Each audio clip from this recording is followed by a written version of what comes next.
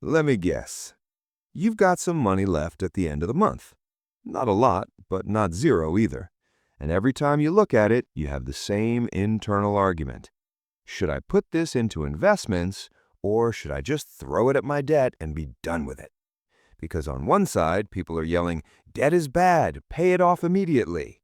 And on the other side, invest early, time in the market, compounding. And you're just sitting there thinking, okay, but what's the right move for me right now?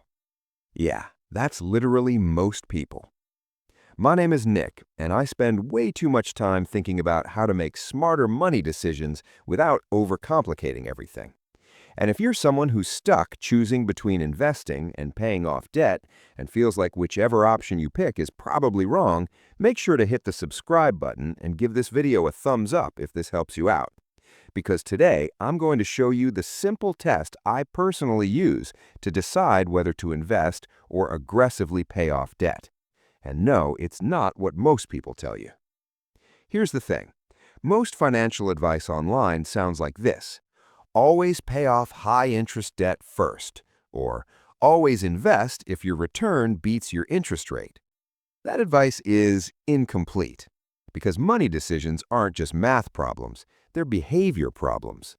And ignoring that is why so many people technically do the right thing and still end up worse off. According to the Federal Reserve, the average American household carries over $100,000 in total debt, including mortgages, student loans, credit cards, and auto loans. At the same time, Vanguard reports that over 50% of investors panic sell during major market drops. So what's happening? People are investing while stressed and carrying debt while anxious, which is a terrible combination. So here's the test I use. It's stupidly simple, but it works. I call it, before I invest a single extra dollar, I ask myself, will this decision help me sleep better or worse? Because here's what most people don't realize. A calm investor with average returns beats a stressed investor with perfect math. Not all debt is the same. Let's break it down. Category 1, high-stress debt. Credit cards, 18 to 30%. Personal loans, payday loans. This debt messes with your head. Even if you could earn 8 to 10% investing, the emotional tax of 25% interest is brutal. For this category, pay it off first, almost always. Category 2, medium stress debt. Car loans, 5 to 8%, private student loans, personal lines of credit. This is where the decision gets fuzzy and interesting. Category 3, low-stress debt. Mortgages, 3 to 6%. Federal student loans, fixed predictable payments. This debt is more like background noise, and that matters. Let's say you have $5,000 to allocate. Option A, pay off a 6% loan. You save about $300 per year. Option B, invest at an average 9% return. You earn about $450 per year before taxes. On paper, investing wins. But most people don't invest that $5,000 once. They invest it emotionally. They check it. They worry. They panic when markets drop. And when that happens, they sell. Dalbar studies show the average investor earns 3 to 4% less than the market because of emotional decisions. So suddenly that 9% return becomes maybe 5%, which is now worse than the loan. Here's the psychological driver nobody talks about. Debt creates cognitive load. Your brain treats debt like an unresolved task. Every time you see the balance, part of your mental energy disappears, and that affects risk tolerance, spending decisions, and investment discipline. Paying off debt doesn't just improve your balance sheet, it improves your decision-making bandwidth. Now, you might be thinking, Nick, isn't paying off low-interest debt a waste if inflation is higher?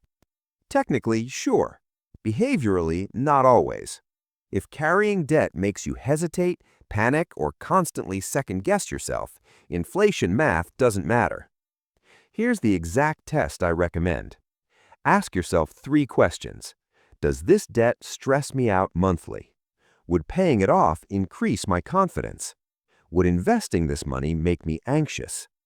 If paying off debt improves your mental state more than investing excites you, pay the debt. If investing feels calm, boring, and automatic, invest. That's it. I once talked to someone who invested aggressively while carrying credit card debt. On paper, he was optimizing. In reality, he panic sold during a downturn and still had the debt. Worst of both worlds. Once he paid off the debt first, his investing became boring, and boring investing wins. Here's what I personally like best. Kill high-interest debt aggressively. Invest consistently while paying medium debt. Ignore low-stress debt and invest long-term. Not extreme, not emotional, just sustainable. Actionable steps. Immediate. Step 1. List all debts with interest rates and balances. Step 2. Label each one. High stress, medium stress, low stress. Step 3. Pay off high-stress debt first. No debate. Step 4. Split extra money between investing and medium-stress debt. Step 5. Automate everything so emotions stay out of it. Look, this is the part that drives me crazy. People chase optimization while ignoring behavior. They ask, what's the highest return? Instead of, what decision will I actually stick with for 10 years? The second one matters more. Here's the truth. Wealth isn't built by perfect decisions. It's built by repeatable decisions.